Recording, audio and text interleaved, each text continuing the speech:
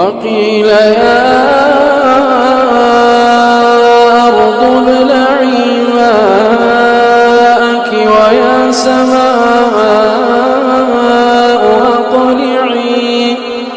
ويا سماء أقلعي وغيض الماء وقضي الأمر واستوت على الجود وقيل بعدا للقوم الظالمين.